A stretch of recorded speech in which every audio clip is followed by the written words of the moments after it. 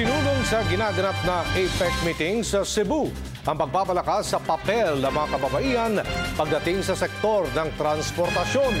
Maraming bansang kasabi ng APEC at nais umanong magsagawa ng transportation development programs para sa mga kababaihan. Si George Bandola sa detalye.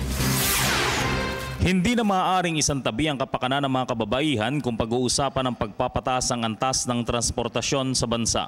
Kinikilala na kasi ngayon ang kapakanan ng kababaihan sa sektor ng transportasyon sa mga bansang kasapi ng Asia-Pacific Economic Cooperation.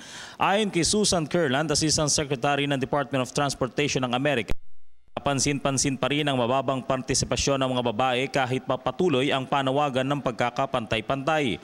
Mula sa mga datos na iniharap ni Kurland, sinabi nitong base sa pag-aaral ng Asian Development Bank at ng International Labor Organizations, nasa 15 hanggang 34% lamang ang bilang ng mga babaeng direktang kalahok sa pagpaplano at paggabay sa mga transportation system sa mga bansa sa Asia-Pasipiko.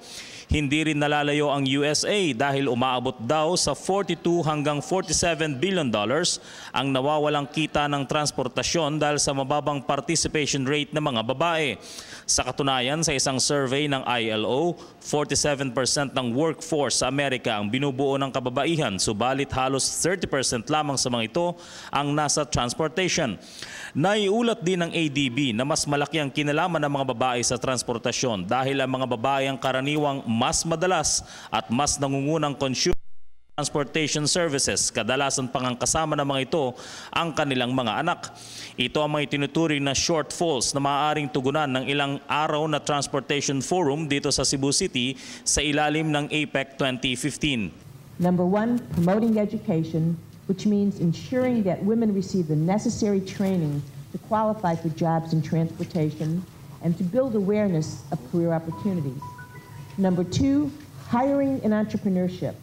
This means removing access barriers and improving recruitment strategies. Retention. Once in the transportation workforce, we need to enhance the conditions to retain the talented women and to apply their skills long term. Number four, advocating for women's leadership. How do we develop leaders across a diverse cadre of women and assure that their range of career opportunities extends to the top? And finally, safe use and access to transportation systems. Women with safe use and access to transportation are empowered economic actors. Using these Bagay na inayunan naman ni Transportation Secretary Joseph Emilio Abaya. It allows for vertical mobility, uplifting women's conditions by providing an avenue for them to strategically address their needs. A transportation sector that takes into account the requirements of women supports development, employment, and health. Conversely, a transportation sector that fails to address the difficulties experienced by women excludes them. Inclusiveness and sustainable development go hand in hand. Sa bahagi ng Pilipinas, igigit daw ng DOTC ang pagkakaroon ng mas maraming walkable roads para maibsan ang mabigat na daloy ng trapiko. Opens us to different ways of thinking and doing things. One behavior that we have as Filipinos is without door-to-door service. Parang ayaw natin maglakad, but because I think it's really our weather also.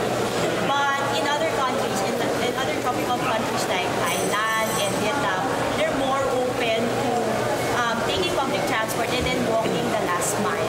Magpapatuloy ang Transportation Ministerial Meeting dito sa Cebu City. Kasama si Joel Mamaril para sa Telebisyon ng Bayan, George Bandola.